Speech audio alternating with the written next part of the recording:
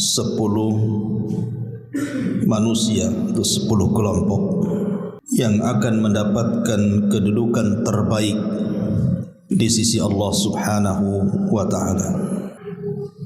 Siapa mereka? Inilah yang kita akan bahas di malam hari ini. Tidak memperpanjang muqaddimah karena pembahasannya juga cukup panjang.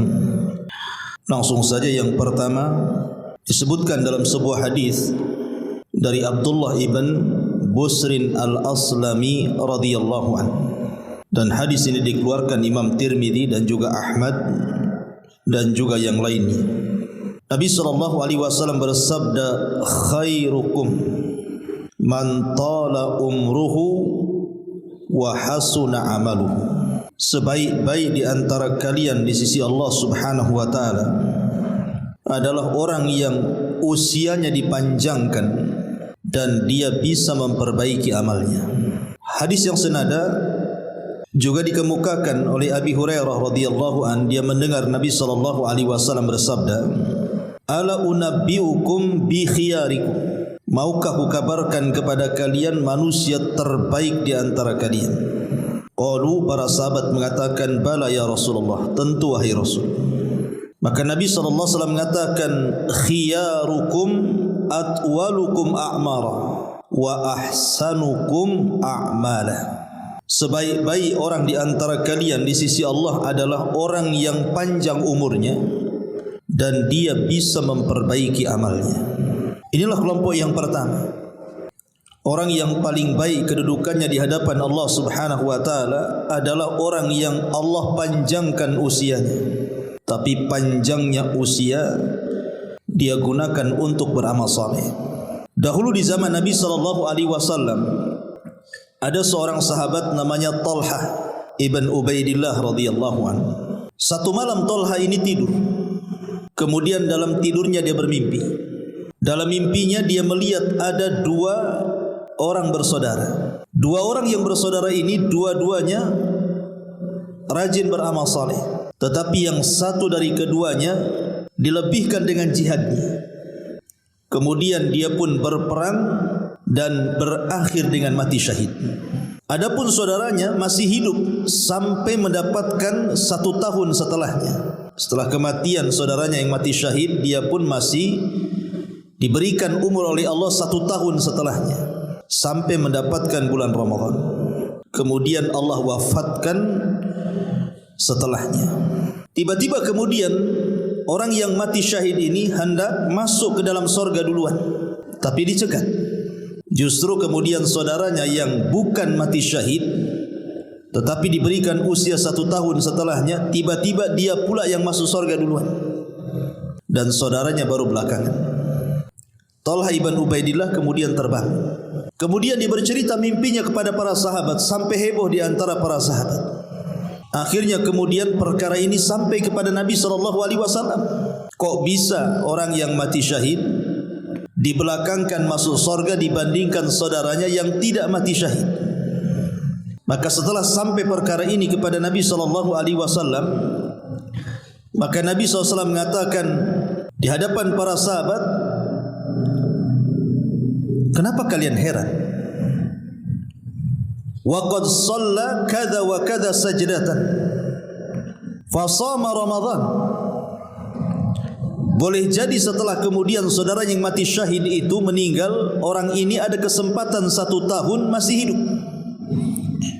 Selama 1 tahun dia gunakan untuk memperbanyak salat, kemudian puasa sampai mendapatkan Ramadan. Boleh jadi di bulan Ramadan dia mendapatkan Lailatul Qadar. Makanya para sahabat mengatakan, qalu bala ya Rasul, tentu wahai Rasul. Maka Rasul mengatakan, falamma bainahuma ab'ad mimma bainas sama'i wal ardi. Ya tentu jarak keduanya tentu antara langit dan bumi. Dari sini lihat kata para ulama, orang yang diberikan usia lebih, dia punya kesempatan untuk banyak beribadah. Padahal kan orang yang mati syahid itu kan masuk surga tanpa hisab. Tetapi saudaranya walaupun tidak mati syahid, tapi Allah berikan usia 1 tahun setelahnya, dia gunakan untuk beribadah, salat, puasa dan begitu seterusnya sampai mendapatkan Ramadan.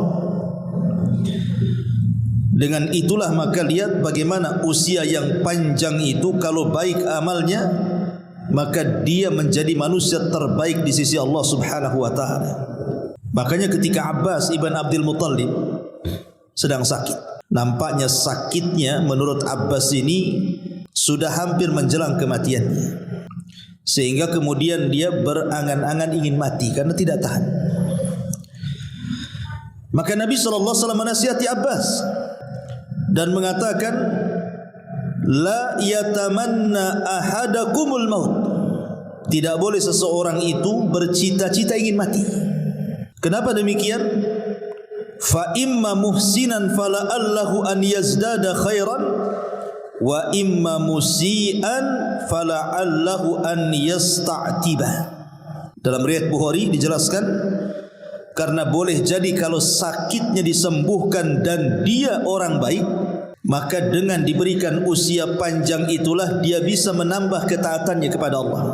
Tapi kalau dia orang jahat, kemudian disembuhkan dari penyakitnya, adalah kesempatan untuk bertobat. Ma'asyiral muslimin yang dimuliakan Allah Azza wa Jalla, dari sini tidak boleh seseorang itu berangan-angan ingin mati. Karena usia panjang, kalau niatnya kita untuk melakukan amal saleh dan ketaatan, maka akan menjadi manusia yang paling baik di hadapan Allah Subhanahu wa taala. Ini yang pertama. Karena usia panjang itu kalau untuk kejahatan ya lebih baik dipendekkan kan itu.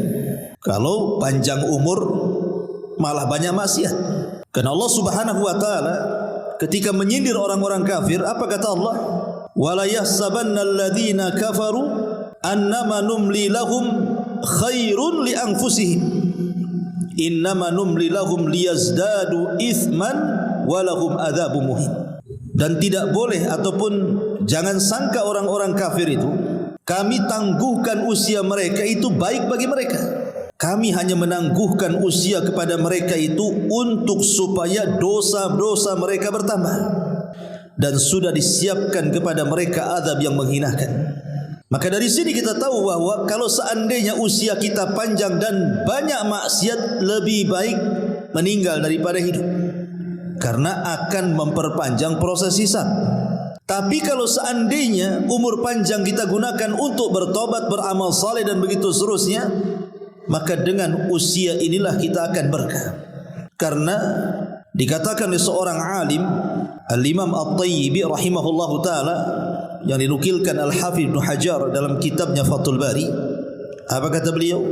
Innal awqata was-sa'ati ka ra'sil mali lit-tajir fayambagi an yattajira fima yarbah wa kullama kana ra'su malihi kathiran kana rabhu akthar faman intafa'a min umrihi bi an hasuna amaluhu faqad faza wa aflaha wa man adha'a ra'sa malihi lam yarbah wa khasira khusranan mubina. Apa kata Imam At-Tayyibi rahimahullahu ta'ala, mengatakan sesungguhnya waktu-waktu yang berjalan kepada kita ini itu sama dengan modal bagi seorang pedagang. Waktu itu sama dengan modal bagi seorang pedagang. Maka sudah selayaknya seorang pedagang harus memanfaatkan modalnya supaya dia banyak untungnya. Maka setiap kemudian dia banyak untungnya, maka harta yang dimilikinya akan lebih banyak. Maka begitu juga waktu-waktu dalam umur seseorang. Kalau seandainya umur itu digunakan untuk beramal saleh, otomatis akan dapat pahala banyak. Ketika dia dapat pahala banyak, maka faqad faza wa aflaha, dia akan beruntung dan sukses. Wa man adha'a ra'sa malihi, barang siapa yang kemudian menghambur-hamburkan modalnya dan dia tidak mendapatkan keuntungan, maka dia sudah jelas kerugiannya dengan kerugian yang nyata. Ma'asyiral muslimin yang dimuliakan Allah Subhanahu wa taala, ini yang pertama. Yang kedua, disebutkan dalam hadis Utsman bin Affan radhiyallahu anhu yang dikeluarkan Imam Bukhari. Nabi sallallahu alaihi wasallam bersabda, "Khairukum man ta'allama al-Qur'an wa 'allamahu Orang yang terbaik di antara kalian di sisi Allah Subhanahu wa taala adalah orang yang belajar Al-Quran dan berusaha mengajarkan Al-Quran. Belajar Al-Quran dari orang lain dan mengajarkan Al-Quran kepada orang lain. Ini yang kedua. Manusia yang paling baik adalah yang belajar Quran dari orang lain, kemudian mengajarkan Al-Quran kepada orang lain. Ma'asyiral muslimin yang dimuliakan Allah Azza wa Jalla, Al-Quran ini memiliki keagungan yang luar biasa, ikhwan, karena bisa mengangkat derajat kita. Makanya Nabi SAW sangat berhajat kepada kita supaya kita sering membaca Quran. Dalam sebuah hadis dari Abi Dzar Al-Ghifari radhiyallahu an dari Nabi SAW. Jadi Abi Dzar ini minta dinasihati, kira-kira apa yang harus aku lakukan? Maka Nabi SAW mengatakan, alaika bitilawatil Quran, fa innahu nurun laka fil ardi wa dukhrun laka fis sama. Saya anjurkan kepadamu hai Abu Dzar, kata Rasul, perbanyaklah baca Quran, karena Al-Quran itu akan menjadi cahayamu di bumi dan akan menjadi simpananmu di langit. Bahkan disebutkan dalam sebuah hadis dari Abdullah ibn Umar radhiyallahu anhu secara marfu kepada Nabi SAW yang dikeluarkan Imam Abi Dawud dan Tirmidzi, nanti di sorga orang-orang yang gemar membaca Al-Quran di dunia itu akan dikumpulkan. Kemudian dikatakan yuqalu li sahibil Quran, akan dikatakan kepada orang-orang yang cinta dengan Quran, iqra, baca, wartaq, naiklah. Allah akan berikan sayap di bahu-bahunya, kemudian disuruh terbang ke langit. Warattil, kemudian baca secara tartil, kama kunta turattil fid dunya, sebagaimana engkau tartilkan bacaanmu di dunia. Fa inna manzilataka inda akhiri ayatin taqrauha, karena kedudukanmu di sorga kelak itu ditentukan dengan akhir ayat yang kau baca di dunia. Dari sini kata para ulama, lihat bagaimana Allah Subhanahu wa taala mengangkat derajat para penghafal Quran, para pencinta Al-Quran, sehingga derajat mereka ditinggikan setinggi-tingginya oleh Allah Subhanahu wa taala di sorga. Makanya jangankan lagi cerita sorga, orang-orang yang suka membaca Al-Quran itu akan ditinggikan derajatnya di dunia, di kuburannya, dan di akhiratnya. Adapun di dunia, Nabi SAW mengatakan dalam hadis Abi Mas'ud radhiyallahu an, apa kata Rasul? Ya ummu al-qaum aqra'uhum li kitabillah. Yang berhak menjadi imam dalam solat adalah orang yang paling aqra' terhadap Al-Quran. Apa aqra' di sini? Banyak hafalannya, bagus bacaannya, kemudian bagus suaranya, maka orang ini harus dikedepankan jadi imam, karena orang ini berhak menjadi imam. Ini di dunia Allah Subhanahu wa taala berikan kedudukan bahwa orang yang seperti ini berhak menjadi imam. Adapun dalam kuburan, dijelaskan dalam hadis Jabir bin Abdullah radhiyallahu anhu yang dikeluarkan Imam Bukhari. Nabi SAW ketika menguburkan para syuhada, apa kata Nabi SAW? Ayyuhum aktsar akhdan lil Quran. Siapa di antara para syuhada ini yang paling banyak hafalan Qurannya? Maka kemudian para sahabat mengisyaratkan kepada fulan ibn fulan. Maka Rasul mengatakan, dahulukan dia masuk ke dalam kuburan sebelum yang lainnya. Lihat bagaimana Rasul mendahulukan para penghafal Quran masuk ke liang lahat dibandingkan yang lainnya. Adapun di akhirat, tadi hadis yang kita baca, kelak di sorga para pembaca Quran itu di dunia akan diangkat derajatnya sampai ke derajat yang paling tinggi di sorga. Dan ini menunjukkan bahwa Al-Quran itu bukan hanya bermanfaat di dunia, tetapi juga bermanfaat sampai ke kuburan dan sampai kepada sorga. Oleh karena itulah maka jangan pernah malas membaca Al-Quran. Apalagi secara umum memang pahala membaca Quran itu satu huruf mendapatkan 10 kebaikan. Kalau setiap hari kita baca Al-Fatihah saja, ada berapa huruf itu kebaikan yang kita dapat? Apalagi kalau sampai 1 lembar, 2 lembar, apalagi sampai dihatamkan dalam sekian hari, tentu pahalanya jauh lebih banyak lagi. Kemudian yang ketiga,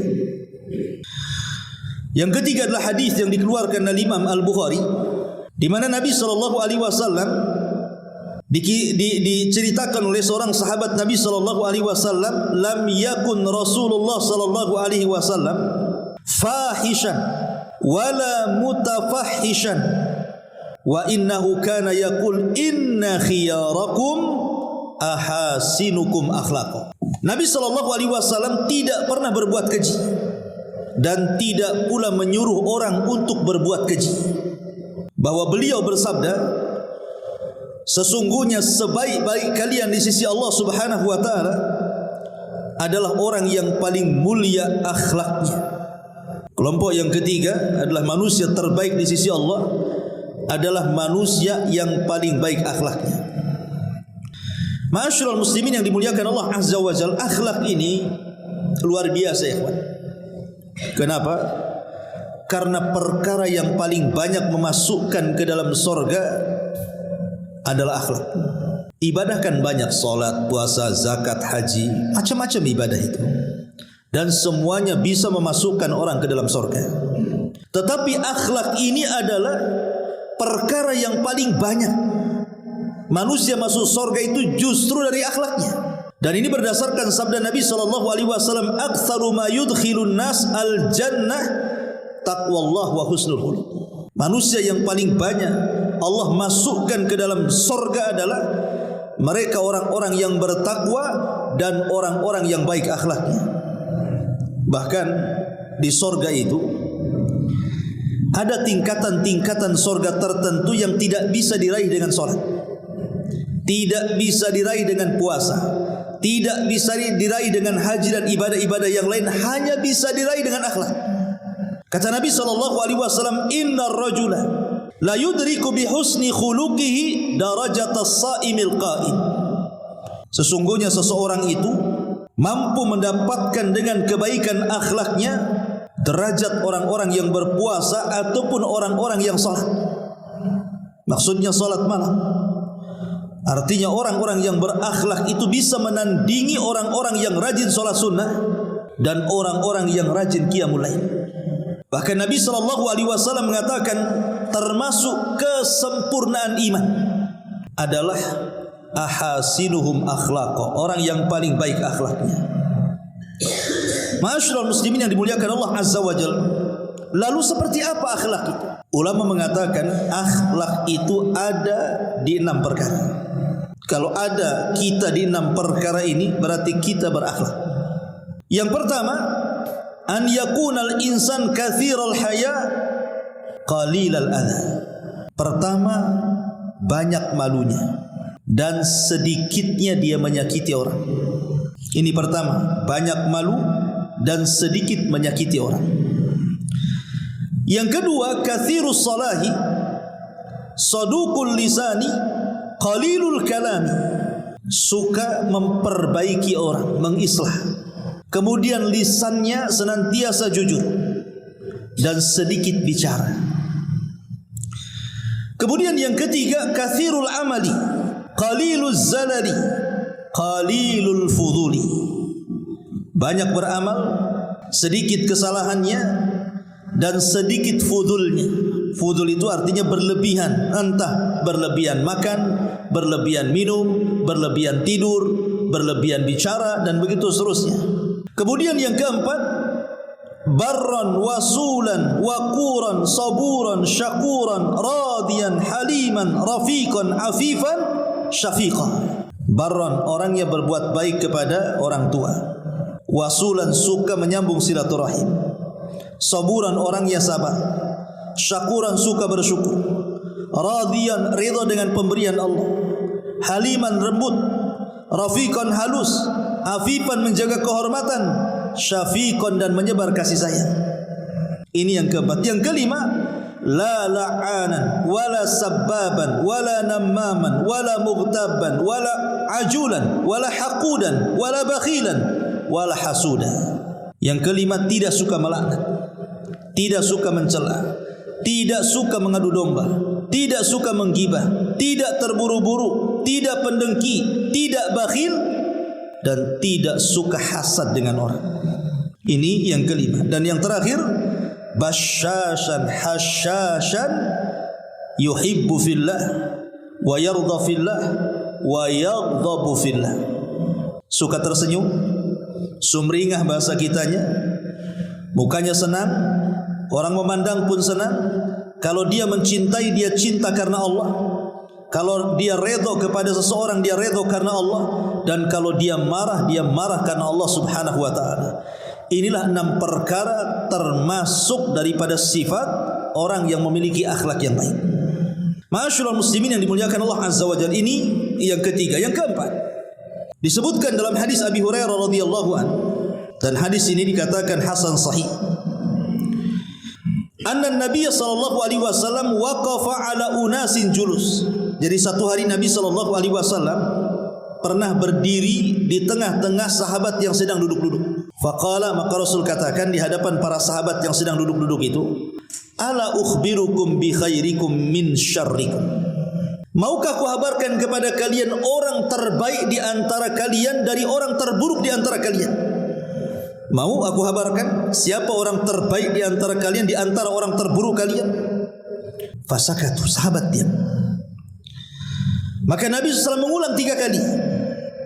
Faqala rajulun, tiba-tiba ada seorang laki-laki berdiri dan mengatakan, bala ya Rasulullah, akhbirna bi khairina min syarrina. Rasul, habarkan kepada kami siapa orang yang terbaik di antara kami dari yang terburuk di antara kami. Maka Nabi SAW mengatakan, khairukum man yurja khairuhu wa yu'man syarruhu wa syarrukum man la yurja khairuhu wa la yu'man syarruhu. Kata Nabi SAW, sebaik-baik di antara kalian di sisi Allah subhanahu wa ta'ala tentunya adalah manusia yang senantiasa diharapkan kebaikannya dan manusia aman dari keburukannya. Dan orang yang terburuk di antara kalian adalah orang yang tidak diharapkan kebaikannya dan orang tidak pernah merasa aman dari keburukannya. Di zaman Nabi, ikhwan, ada seseorang dari kejauhan itu mengarah ke rumah Nabi. Ketika itu Nabi dengan Aisyah radhiyallahu anha berada di dalam rumah itu. Jadi Nabi SAW tiba-tiba mengatakan kepada Aisyah, bi'sa ibnul ashirah, wa fi riwayatin bi'sa akhul ashirah. Kata Rasul, ya Aisyah, itu orang tuh yang mau ke sini tuh, itu manusia yang paling buruk yang pernah aku lihat, katanya. Kata Rasul, itu manusia yang akan datang kemari itu adalah manusia yang paling jelek, yang paling buruk. Maka Aisyah radhiyallahu anha terdiam ketika orang tersebut datang. Anehnya Nabi SAW malah lembut dengan orang itu. Kemudian setelah berbincang-bincang dengan halusnya, dengan lembutnya, dengan akhlaknya Rasul memperlakukan orang itu. Setelah pergi, Aisyah heran dan mengatakan, Rasul, tadi kau ngomong orang itu orang yang paling buruk, kenapa kau bersikap baik dengan dia? Apa kata Nabi SAW? Ya Aisyah, inna min syarrin nas man tarakahun nas ittiqa'a syarrihi. Wahai Aisyah, seburuk-buruk manusia adalah orang yang ditinggalkan manusia yang lainnya karena takut dengan keburukannya. Orang yang ditinggalkan manusia oleh orang lain, kita ditinggalkan orang gitu. Kenapa orang itu meninggalkan kita? Karena orang itu takut dengan kita berbuat jahat kepadanya. Artinya kebalikannya, mafhum mukhalafahnya, kalau seandainya orang itu suka dengan kedatangan kita karena kita ini diharapkan kebaikannya, maka kita menjadi manusia terbaik di hadapan Allah azza wa jalla. Contoh umpamanya, kita ini sering bantu orang, entah dengan tenaga kita, dengan waktu kita, dengan uang kita, dengan sedekah kita, dan begitu seterusnya. Secara otomatis orang-orang yang dibantu itu, mereka mengharap kedatangan kita. Ketika mereka susah, mereka selalu mengharap dalam otaknya, kapanlah dia datang bantu saya. Kalau saya ngomong kayaknya segan sudah banyak bantu. Maka orang yang diharapkan kebaikannya orang lain yang seperti ini adalah, kata Rasul, khairukum, kalian sebaik-baik manusia di hadapan Allah subhanahu wa ta'ala. Karena sebaliknya, kata Nabi, orang yang paling buruk adalah orang yang manusia ditinggalkan orang lain karena takut keburukannya. Lalu kenapa Nabi SAW berbuat baik kepada orang yang dikatakan dia orang paling buruk di hadapan Aisyah? Karena Rasul SAW berbuat baik itu supaya dia jangan berbuat jahat. Makanya kita berbuat baik sama dia. Sebab orang jahat kalau dijahati makin jahat kan. Tapi orang jahat kalau kita baikin, mudah-mudahan kejahatannya tidak sampai kepada kita. Itu maksudnya tujuan Nabi SAW bermuamalah baik dengan orang yang jahat yang dikatakan Rasul kepada Ummul Mukminin Aisyah radhiyallahu anha. Satu hari Abi Dzar Al-Ghifari datang kepada Nabi sallallahu alaihi wasallam. Kemudian mengatakan, "Ya Rasulullah, ara'aita in dha'iftu am ba'dil amal?" Rasul, bagaimana pendapatmu kalau aku tidak sanggup memperbanyak amal? Bagaimana pendapatmu kalau aku ini tidak sanggup banyak-banyak melakukan amalan? Mungkin ya hanya mencukupkan yang wajib-wajib saja. Adapun yang sunnah ini ya kadang-kadang dikerjakan, kadang-kadang tidak. Apa nasihat Nabi SAW? Dan ini juga nasihat bagi kita ya, yang kurang sunnah, kurang mengamalkan sunnah. Mungkin kita kurang sholat sunnahnya, kurang puasa sunnahnya, kurang sedekahnya, kurang baca Qur'annya, pokoknya kurang dari sunnah-sunnahnya lah. Bagaimana cara mengimbanginya? Maka Nabi SAW mengatakan kepada Abi Dzar ini, "Takuffu syarraka ya Aba Dzar anin nas, fa innaha sadaqatun minka ala nafsika." Kata Rasul, "Takuffa syarraka ya Aba Dzar anin nas." Cukup engkau tahan, jangan sampai engkau berlaku jahat kepada manusia, karena itu bentuk sedekah untukmu kepada Allah Azza wa Jalla. Jadi kalau seandainya kita ini tidak banyak beramal, maka usahakan jangan menyakiti orang, gitu maksudnya. Jangan menggibah orang, jangan menghina orang, jangan melaknat orang, jangan namimah kepada orang, jangan hasad kepada orang, jangan dengki kepada orang. Begitu maksudnya. Supaya kekurangan kita dari segi amalan-amalan sunnah itu bisa ditempel dengan cara seperti itu. Ketika ada niat jahat tidak jadi. Ketika mau mengucapkan kalimat kotor tertahan. Ketika mau gibah tidak mau. Justru itu yang bisa menandingi amalan-amalan yang kita tinggalkan dari amalan-amalan sunnah itu. Ma'asyiral muslimat yang dimuliakan Allah Azza wa Jalla. Makanya ada seorang ulama salaf namanya Yahya ibn Mu'adz radhiyallahu rahimahullahu taala mengatakan, "Liyakun hadzal mu'min minka thalathatan." Hendaklah seorang mukmin itu harus punya 3 akhlak. Hendaklah seorang mukmin harus punya 3 perkara dalam hidupnya. Pertama, illam tanfa'hu fala tadur, wa illam tafrahu fala taghumma, wa illam tamdahu fala tadhummahu. Kalau engkau tidak bisa memberikan manfaat kepada orang, jangan mencelakakan orang. Kalau engkau tidak bisa membahagiakan hati orang, jangan membuat dia bingung ataupun stres gara-gara kita. Dan kalau kita tidak bisa memuji orang, jangan pula kita mencela orang. Apa kata Yahya bin Mu'adz? Kalau engkau tidak bisa memberi manfaat kepada orang, jangan menyakiti. Kalau engkau tidak bisa membahagiakan, jangan buat sedih. Kalau engkau tidak bisa memuji, jangan mencela. Inilah akhlak seorang mukmin. Ma'asyiral muslimin yang dimuliakan Allah Azza wa Jalla. Ini yang keempat. Yang kelima, hadis yang dikeluarkan dalam Sahihul Jami dan disahihkan oleh Syekh Nasiruddin Al-Albani rahimahullahu taala. Nabi SAW mengatakan, "Khairukum man at'ama at-ta'ami wa radda as-salami." Orang yang paling baik di antara kalian di sisi Allah adalah orang yang suka memberi makan kepada orang lain dan suka menjawab salam dari salamnya orang lain. Anas bin Malik radhiyallahu an menceritakan ada seorang laki-laki datang kepada Rasul. "Rasul, alimni amalan yudkhilanil jannah." Bisa enggak kau ajarkan satu amalan atau amalan-amalan apalah terserah yang dengan amalan itu Allah masukkan aku ke surga. Maka Nabi SAW mengatakan, "At'imi ta'am." Kau harus beri makan orang yang membutuhkan. "Wafshus salam." Sebarkan salam. "Wa ati bil kalam." Perbaiki, santunkan ucapan. "Wa sholli bil laili wan nasu niyam." Salatlah di malam hari ketika manusia tertidur. Kata Rasul, "Tadkhulul jannata bis salam." Maka engkau akan masuk surga dengan selamat. Dan 4 poin ini adalah 4 poin yang pertama kali dikhutbahkan Rasul saat hijrah dari Mekah ke Madinah. Dan Nabi SAW ketika pertama kali khutbah di Kuba, 4 poin inilah yang dikhutbahkan Rasul sallallahu alaihi wasallam. Wahai manusia, berikan makan kepada orang-orang yang membutuhkan. Yang kedua, sebarkan salam, santunkan ucapan, dan salatlah di malam ketika manusia sedang terlelap tidur. Ketika Abdullah ibn Salam, seorang tokoh Yahudi, mendengar tuh khutbahnya Nabi sallallahu alaihi wasallam, langsung masuk Islam dia. Tokohnya Yahudi itu Abdullah ibn Salam itu ma'ruf. Ketika mendengar khutbahnya yang luar biasa, padahal cuma 4 kata ini saja, masuk ke lubuk hati Abdullah ibn Salam, datang kepada Rasul, padahal dia pendetanya Yahudi itu. Tiba-tiba dia mengatakan, asyhadu an la ilaha illallah wa asyhadu annaka Rasulullah.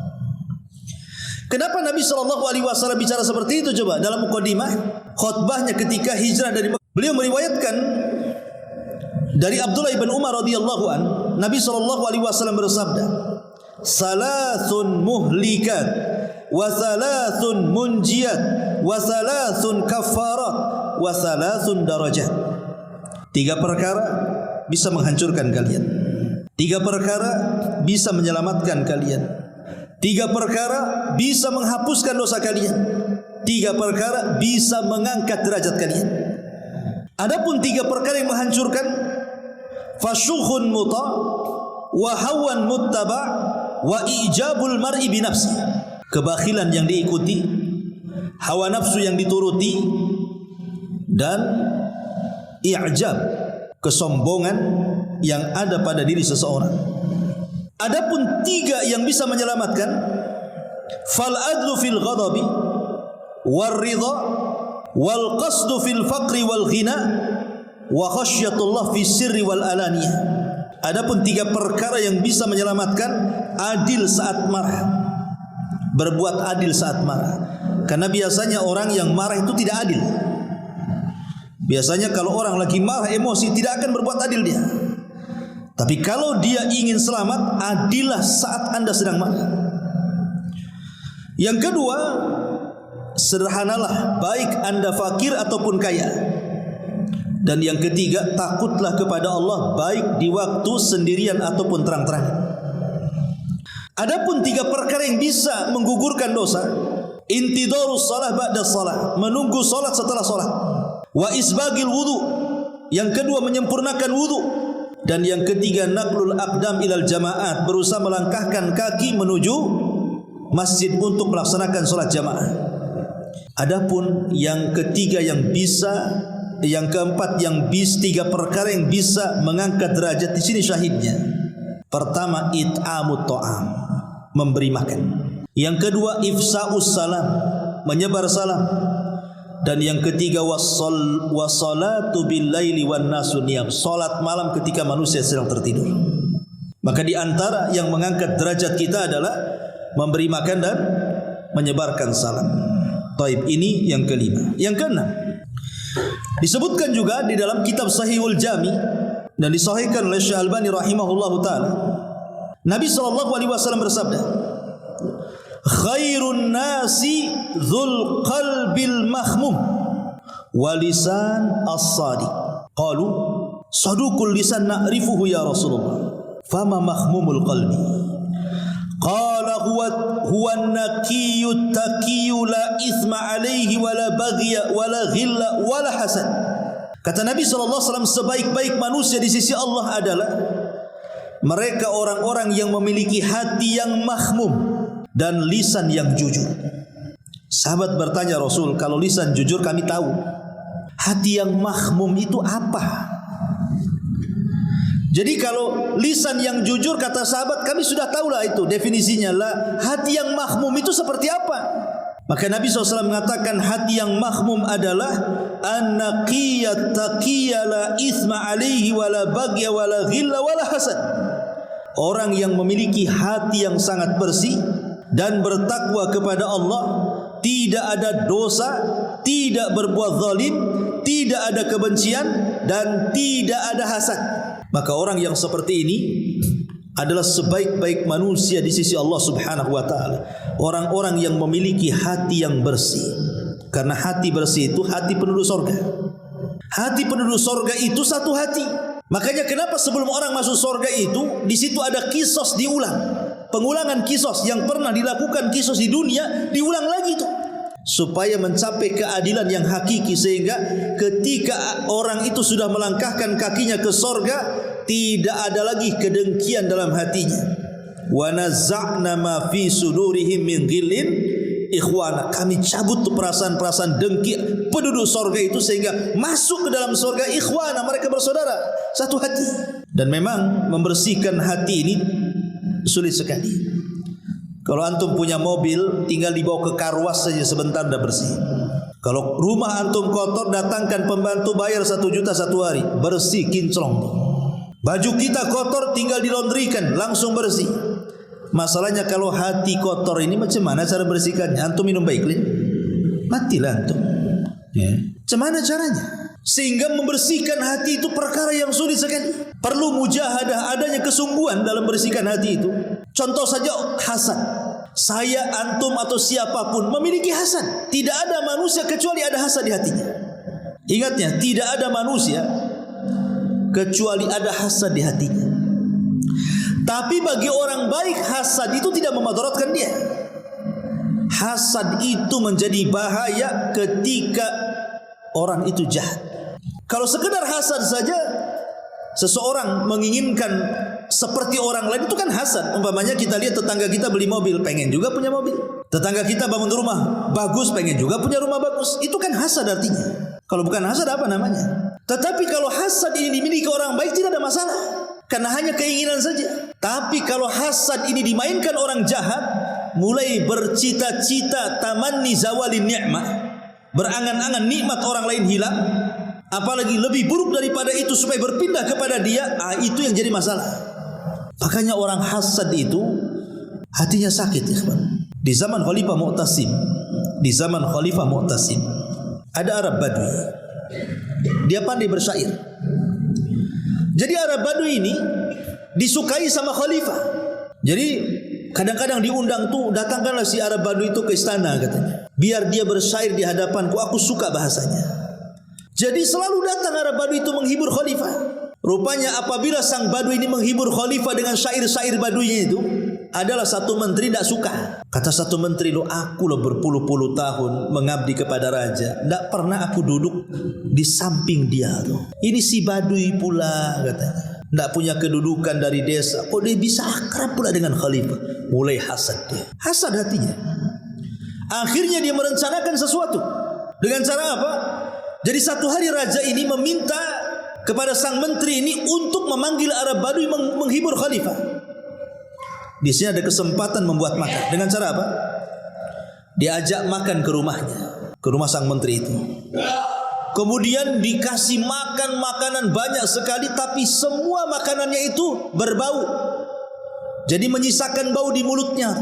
Mungkin kalau sekarang ini makan pete, makan jengkol, makan apa yang kalau ngomong itu, habis makan itu keluar baunya. Karena tahu dia akan menghadap khalifah, dibuat bau mulutnya.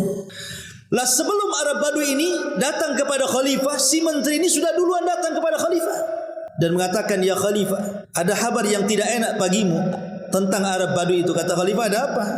Dia kan orang baik, suka menghibur aku. Iya, tapi tahu enggak wahai Khalifah Mu'tasim, si Arab Badui itu memfitnah kamu di luar sana, bau mulutmu bau katanya. Jadi menuduh khalifah mulutnya bau.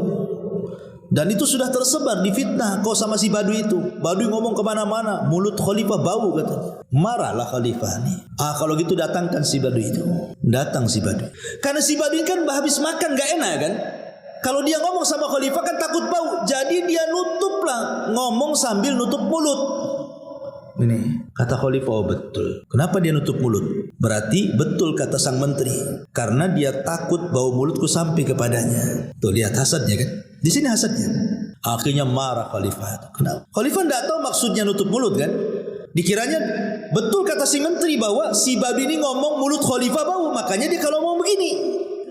Akhirnya khalifah diam-diam memanggil seseorang untuk mengambil kertas dan pena. Diambilnya kertas dan pena itu, kemudian ditulis. Sesampainya surat ini, penggal kepala si Badui ini katanya. Itu isi suratnya.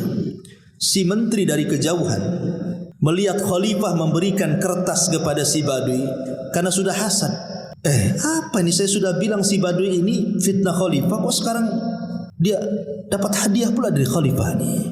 Jangan-jangan kertas itu disuruh mengambil harta. Akhirnya kemudian setelah kemudian khalifah memberikan kertas kepada si Badui untuk diantarkan ke tukang jagal, berangkat sampai di pintu istana, kata si menteri, tunggu dulu kamu. Enak kali kau dapat hadiah, katanya. Gimana kalau seandainya aku yang antar kertas itu, katanya. Kata si Badui, dengan senang hati, ambillah kertas ini. Nggak ada yang tahu isinya apa. Tahu-tahu dibawalah sama si menteri ke tukang jagal, dia pula yang dipenggal lehernya. Sang khalifah bingung, yang disuruh dipenggal si Badui, kenapa pula si menteri yang dipenggal? Jadi dipanggillah si Badui itu, suruh cerita, kenapa kau kasih kertas itu kepada si menteri? Maka si Badui cerita mulai dari awal, dia datang dijamu, kemudian nggak enak bau, makanya saya ngomong gini kan.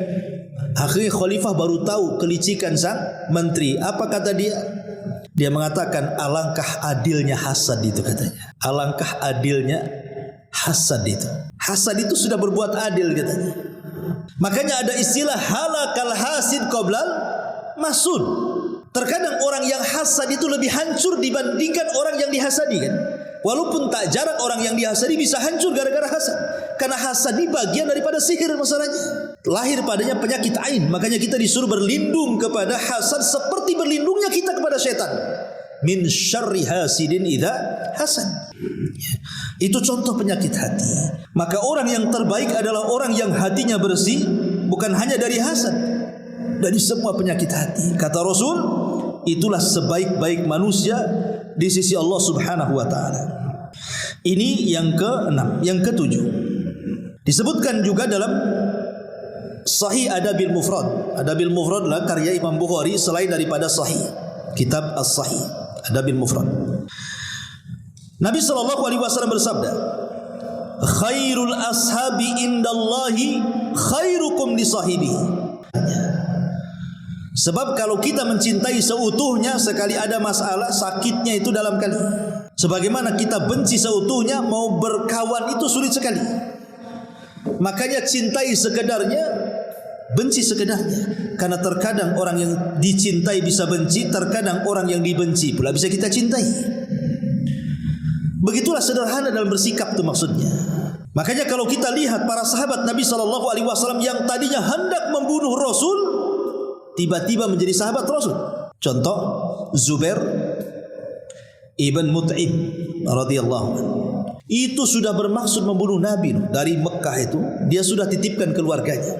Kemudian dia bawa pedang dari Mekah berjalan ke Madinah. Sampai di kota Madinah pas waktu maghrib, itu kesempatan membunuh Nabi karena Rasul sedang sholat maghrib dan masjidnya gelap dan orang sholat tidak bersenjata, apalagi di kota Madinah, dan tidak ada yang curiga dengan dia. Ketika dia menyelinap di samping masjid dan sudah ada kesempatan menghunus pedang menyerang Rasul, tiba-tiba Nabi SAW di sholat maghrib itu membaca surah Toha sampai kepada ayat am khuliqu min ghairi syai'in am humul khaliqun am khalaqus samawati wal ardi bal la yuqinun. Apa kata Jabir? Hatta kada qalbi an yatir, hampir-hampir hatiku terbang mendengar ayat itu. Setelah itu dia sarungkan pedangnya menunggu Rasul selesai sholat maghrib. Setelah sholat maghrib dia datang kepada Rasul dan mengatakan asyhadu an la ilaha illallah wa asyhadu annaka rasulullah. Ya Muhammad, dulu tidak ada manusia yang paling ku benci kecuali kamu, sekarang tidak ada manusia yang paling aku cintai kecuali kamu. Lihat, ma'asyiral muslimin yang dimuliakan Allah Azza wa Jalla. Jadi bersahabat itu penting, karena seseorang itu terkadang perlu berteman. Tetapi ingat bahwa agama kita pun bisa terpengaruh dengan agama teman. Kata Rasul, al-mar'u ala dini khalili. Seseorang itu tergantung agama kawannya. Uqbah bin Abi Mu'aid itu penggemar Nabi. Walaupun di atas kejahiliahannya, di atas kesyirikannya, tapi dia suka bersenandung syair. Dan apabila dia mendengar Al-Quran yang dibacakan Rasul, disangka syair, sehingga dia suka dengan lantunan-lantunan Al-Quran itu. Akhirnya jatuh cinta dengan Nabi, tapi tak mau masuk Islam. Hanya suka kalau Rasul ngaji. Lama-lama suka dengan Nabi, tapi tak mau juga masuk Islam. Uqbah bin Abi Mu'aid ini, pokoknya dia suka ketemu Nabi, suruh baca Quran, didengar sama dia. Jadi satu hari Karena dia saking sukanya dengan Nabi SAW ingin menghormati Rasul dengan cara apa? Mengundang makan di rumahnya. Dimasakkan masakan yang enak, kemudian diundang Nabi. Masalahnya ketika sampai di rumah Nabi tak mau makan. Kata Uqbah, makan wahai Muhammad. Kata Rasul, tidak. Makanlah. Enggak, katanya. Dan aib kalau tamu-tamu makan masalahnya. Kata Uqbah, bagaimana caranya supaya kau mau makan di rumahku? Kata Nabi SAW, bersyahadatlah wahai Uqbah. Kalau engkau bersyahadat, asyhadu an la ilaha illallah, asyhadu anna Muhammad Rasul, aku akan makan. Karena aku ini seorang musyrik, tidak boleh makanan orang musyrik. Karena kan di zaman itu kan kita tahu bahwa makanan orang-orang Mekah itu makanan pokoknya daging kambing. Lain dengan Madinah kan itu ya. Dan kambing disembelih, sementara sembelihan orang musyrik haram kan gitu. Rasul tidak mau. Kecuali kau baca syahadat, baru aku mau. Terpaksalah Uqbah bin Abi Mu'aid membaca syahadat supaya Rasul mau makan. Akhirnya dia baca syahadat. Itu sebenarnya sudah langkah satu kan, dia dapat hidayah sebenarnya. Walaupun baca syahadatnya itu belum sepenuhnya dia ingin masuk Islam kan, hanya supaya Rasul makan saja. Karena terkadang niat itu nanti akan berubah di tengah jalan kan. Makanya kata Imam Syafi'i rahimahullahu taala apa? Talabtul ilma li ajli dunya wa ya'bal ilmu illa an yakuna lillah. Dulu aku cari ilmu itu karena dunia, kata Imam Syafi'i. Karena Imam Syafi'i itu sejak kecil dia cari pondok yang gratis. Ya. Jadi dia hanya ingin makan aja di situ, bukan ingin belajar. Jadi dari pondok ke pondok itu cari yang gratisan aja, kata Imam Syafi'i. Tetapi setelah pinter apa yang terjadi? Rupanya ilmu itu tidak mau dicari karena dunia, tetapi ilmu itu mau dicari karena Allah, katanya. Berubah niatnya kan. Boleh jadi orang itu awalnya karena dunia, di tengah jalan karena Allah. Bisa saja terjadi kan begitu. Seperti kata-kata Imam Syafi'i, talabtu al-ilma li ajli dunya, aku mencari ilmu awalnya karena dunia, wa ya'bal ilmu illa an yakuna lillah. Tapi ilmu tak mau kecuali dicari karena Allah. Jadi Uqbah bin Abi Mu'aid walaupun dia tidak ada niat masuk Islam, tapi dengan ucapan syahadat kan sudah selangkah dia masuk hidayah kan. Masalahnya Uqbah bin Abi Mu'aid ini CS-nya Umayyah bin Khalaf. Umayyah bin Khalaf ini tokoh keras kepada Nabi. Dia sekelas Abu Jahal, sekelas dengan Al-Walid, tokoh-tokoh Quraisy. Jadi Uqbah ini gengnya si Umayyah nih. Jadi si Umayyah ini dengar kawannya Uqbah ini mengucapkan 2 kalimat syahadat, dipanggil sama dia. Kata Umayyah, aku dengar kau membaca 2 kalimat syahadat, kau masuk kepada agama Muhammadiyah. Kata Uqbah bin Abi Mu'aid, tidak. Iya, tidak. Saya mengucapkan itu supaya dia mau makan gitu saja kok. Supaya dia mau makan makanya saya bersyahadat, katanya. Oh tidak, kau sudah masuk ke agama Muhammad, berarti kau bukan geng kami lagi. Sudah gengnya Muhammad kau ini, katanya. Kemudian kata Uqbah, kalau begini, kalau kau tidak percaya aku mengucapkan supaya dia biar makan saja, aku tidak ada niat masuk ke agamanya, kira-kira perbuatan apa yang harus kulakukan supaya kau percaya aku tidak masuk ke agama Muhammad? Kata Umayyah, baik, buktikan kepadaku kau harus menghina Muhammad di tengah manusia. Akhirnya satu hari Abu Jahal ini sesumbar di hadapan para pemuda Quraisy. Di situ ada Uqbah. Dia mengatakan, man wadha'a sala jazur, siapa yang bisa meletakkan sala jazur, kotoran unta yang masih berdarah itu, di pundak Muhammad yang sedang duduk nanti kalau dia solat menghadap Ka'bah, letakkan sala jazur di atas pundaknya, maka falahu kada wa kada, dia akan mendapatkan ini dan itu. Oh, kesempatan Uqbah ini membuktikan kepada siapa? Umayyah. Dicarinya sala jazur itu, kotoran unta yang masih berdarah itu. Setelah dapat, betul-betul Rasul datang kemudian sholat depan Ka'bah. Disitulah kesempatan dia menghina Rasul untuk membuktikan kesetia kawanannya dengan Umayyah bin Khalaf. Na'udzubillah. Bayangkan, kadang-kadang kawan ini as-sahibus sahib, kata orang Arab itu. Kawan itu bisa nyeret, ya. Makanya hati-hati, ya. Maka orang yang terbaik di sini yang nomor 7 adalah orang yang paling baik kepada temannya. Tentu teman yang baik yang bisa bermanfaat untuk kita ataupun berbuat baik kepada tetangganya. Kemudian yang nomor 8, sebuah hadis yang dikeluarkan Imam Bukhari pada nomor hadis ke-2305, Nabi SAW bersabda, khairukum ahsanukum qadha'an. Sebaik-baik kalian adalah orang yang paling baik dalam mengembalikan amanah, entah hutang atau yang lainnya. Di zaman Nabi SAW ada seorang Arab Badui. Arab Badui ini pernah dipinjam untanya oleh Nabi SAW. Ketika sudah hampir sampai kepada waktunya, Rasul harus mengembalikan kan itu.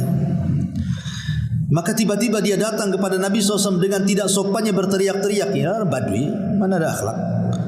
Tiba-tiba dia berteriak dan mengatakan, ya Muhammad, kembalikan janjimu kepadaku. Kembalikan janjimu kepadaku. Tapi Nabi SAW walaupun orang Badui itu kasar gitu ya, tidak ada sopan santunnya, Nabi SAW hanya bisa senyum. Tapi yang marah para sahabat, karena melihat kurang adabnya orang ini menghadap Nabi. Tapi Nabi SAW mengatakan kepada para sahabat, da'uhu fa inna li sahibil haqqi maqala. Apa kata Nabi SAW? Biarkan dia, karena bagi orang yang benar ucapannya wajib dipenuhi janjinya. Kemudian kata Nabi SAW, a'tuhu sinnan mithla sinnihi. Kata Rasul, berikan seekor anak unta sebagaimana dulu aku mengambil anak unta dia. Sahabat mengatakan, ya Rasul, tidak ada anak unta, yang ada unta besar. Kata Rasul, a'tuhu, tetap kasihkan dia. Kemudian Rasul mengatakan, fa inna min khiyarikum ahsanukum qada'a. Karena orang yang paling baik di antara kalian di sisi Allah adalah yang terbaik di antara kalian ketika menunaikan janjinya. Jadi kalau seandainya saya berhutang sama antum, umpamanya bulan depan janji, kemudian antum nagih saya, mana Ustaz? Antum kan sudah hutang sama saya, kapan mau bayar? Padahal belum sampai waktunya nih. Entah mungkin seminggu lagi, mungkin karena antum butuh lah istilahnya kan, terpaksa mau mengambil duluan. Maka saya kasih lebih. Itu maksudnya ya. Umpamanya hutang 1 juta, saya kasih 1.200.000. Tidak ada masalah. Justru ini manusia yang paling baik. Tapi jangan ada akad di awal, karena itu jadi riba masalahnya. Kalau akad di awal jadi riba. Dan orang yang meminjamkan uang itu bukan orang yang masyhur suka rentenir, tidak. Ya, maka melebihkan sesuatu supaya dia senang dan tanda terima kasih kepada dia tidak ada masalah. Dan itu masuk dalam hadis Nabi SAW di sini. Makanya Nabi SAW sangat memuji dalam hadisnya, rahimallahu rajulan samhan idza ishtara wa samhan idza ba'a wa samhan idza ishtara wa samhan idza qada wa samhan idza qada. Semoga Allah merahmati orang yang mudah dalam menjual, mudah dalam membeli, mudah dalam menghutang, dan mudah saat membayar hutang. Karena biasanya orang kalau pinjam uang itu mudah, bayarnya ini yang sulit. Paling sulit kalau nagih hutang tuh. Kalau lagi pinjam uang aja manis sekali mulutnya. Ketika ditagih pahit kali tulisannya. Kan begitu. Kadang-kadang lebih galak pula dia daripada orang yang hutang. Orang kan begitu umumnya kan. Itulah syaitan sebenarnya. Syaitan sudah bersarang sehingga dia tidak ada amanah lagi. Pada Rasul mengatakan apa? Sebaik-baik kalian adalah orang yang amanah dengan janjinya. Ini yang ke-8. Yang ke-9, Nabi SAW bersabda, khairukum khairukum li ahli wa ana khairun li ahli. Sebaik-baik kalian di sisi Allah, sebaik-baik kalian di sisi Allah adalah orang yang terbaik untuk keluarganya. Dan saya adalah manusia yang paling baik kepada keluarga saya, kata Nabi. Maka yang ke-9 adalah orang yang terbaik di sisi Allah adalah orang yang bisa memposisikan diri kepada keluarganya dan dia memperbaiki keluarganya. Ku anfusakum wa ahlikum nar. Maka dijelaskan dalam sebuah hadis, ma dharaban nabiyyu sallallahu alaihi wasallam imra'atan lahu qat wala jalada khadiman lahu qat. Rasul tidak pernah memukul satu wanita pun. Rasul tidak pernah memukul satu pembantu pun. Kemudian ketika Muawiyah ibn Haidah radhiyallahu an bertanya ya tentang apa hak kepada seorang istri, maka Rasul mengatakan la tadribil wajha, jangan kau pukul wajahnya, wala takbah, dan jangan kau jelek-jelekan dia, wala tajhur, dan jangan kau menghajar dia, illa fil baiti, kecuali dalam rumah. Karena kebanyakan laki-laki kawan kalau tak ada iman, atau terkadang yang sudah ngaji juga, mungkin ngajinya baru atau gimana kan, terkadang dia bisa mukul keluarganya. Dan sasaran pukul mesti wajah kan begitu ya. Padahal Allah Subhanahu wa taala ketika menciptakan Adam itu, Allah bentuk Adam itu ala suratihi, wajahnya seperti bentuk yang sangat indah sekali. Makanya kenapa kemudian kita tidak boleh memukul wajah? Karena memukul wajah itu sama dengan menyakiti sang penciptanya Allah Subhanahu wa ta'ala. Rasul itu hanya membolehkan memukul itu selain wajah, itu pun pukulan kepada keluarga itu dzarban ghairu mubarrih, kan begitu. Pukulan yang tidak berbekas, dan itu pun sudah las, artinya sudah tidak bisa lagi kita bersama. Bahasanya kan begitu. Karena pukulan itu sudah terakhir kan. Apa kata Allah Subhanahu wa ta'ala? Apabila engkau takut istrimu itu melakukan nusuz. Nusuz itu ya selingkuh atau yang semacamnya. Yang pertama fa'idhuhunna, nasihati dulu. Kalau tidak bisa fahjuruhunna fil madaji, baru kemudian pisah ranjang. Yang ketiga fadribuhun, jadi yang terakhir memukul itu. Makanya kenapa kemudian seseorang itu harus adil dalam keluarga kan? Apa kata Nabi SAW? La yafruqu mu'minun mu'minatan in kariha khuluqan radiyal akhar, kata Rasul. Tidak boleh seorang suami mencela istri atau sebaliknya. Kalau tidak suka dengan akhlaknya, maka lihat kebaikannya. Sebelum kita ini ngomong kasar, mukul atau apa, lihat kebaikannya. Kebaikan istri itu lebih banyak ataukah lebih sedikit kan itu? Atau sebelum istri ngomong kasar sama suaminya, lihat kebaikan suaminya, lebih banyak ataukah lebih sedikit, supaya bersikap adil di situ maksudnya. Ini yang nomor 9. Dan yang terakhir, hadis yang dikeluarkan Imam At-Tabrani, al-mu'minu ya'laf wa yu'laf wa la khaira fi man la ya'laf wa la yu'laf wa khairun nas anfa'uhum linnas. Orang yang beriman adalah orang yang ramah dan diperlakukan dengan ramah. Tidak ada kebaikan bagi seseorang yang tidak berbuat ramah, dan tidak pula pada seseorang yang tidak diperlakukan dengan ramah.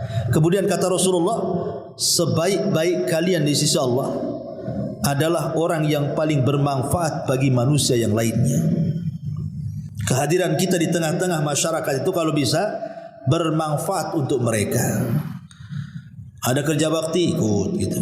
Tetangga sakit bantu. Tetangga butuh bantuan bantu. Pokoknya bermanfaat, banyaklah hal-hal yang bermanfaat itu. Kata Nabi SAW, salah satunya adalah sururun tudkhiluhu ala qalbil muslim.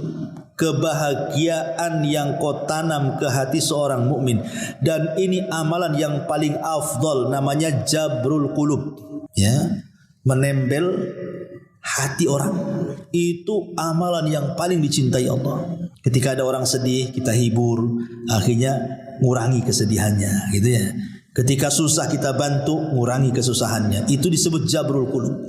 Karena aneh manusia ini, kadang-kadang, contoh saya sudah sibuk dengan pekerjaan saya sibuk dengan istri saya sibuk dengan anak saya sibuk dengan masalah saya. Tiba-tiba antum datang menghina saya, menggibah saya, mencaci maki saya lagi sibuk, antum datang menyibukkan lagi saya, kan gitu. Dengan kesibukan kita aja di rumah itu sudah luar biasa, jangan kemudian kita datang menyibukkan orang lain. Harusnya kita kurangi beban orang, ini tidak ditambahkan beban orang lain. Kadang-kadang kita ini harus banyak melatih diri untuk memberikan uzur, gitu maksudnya. Kalau ada saudara kita salah itu, kasih uzur. Kalau perlu 100 uzur. Oh enggak lah, mungkin dia begini begitu. Supaya ketika memberikan uzur itu, supaya kita tidak langsung bersikap dengan sikap yang tidak baik. Nanti menyakiti orang. Gara-gara ucapan kita tadinya ke masjid, jadi tidak ke masjid. Siapa yang dosa? Orang ini hari-hari ke masjid. Gara-gara ucapan kita sama dia, akhirnya nggak ke masjid. Siapa yang dosa di sini? Kita jadinya kan. Gara-gara kita dia nggak ke masjid. Kan gitu ya kan. Masyaallah muslimin yang dimuliakan Allah Azza wa Jalla. Maka yang terakhir adalah kata Nabi SAW, khairun nasi anfa'uhum linnas. Sebaik-baik manusia adalah yang bermanfaat bagi manusia yang lainnya. Rawahu Tabrani. Wallahu alam. Ini yang bisa sampaikan, mudah-mudahan manfaatnya. Subhanaka wa bihamdika, asyhadu an la ilaha illa anta, astaghfiruka wa atubu ilaik. Allahu ta'ala alam. Assalamualaikum warahmatullahi wabarakatuh.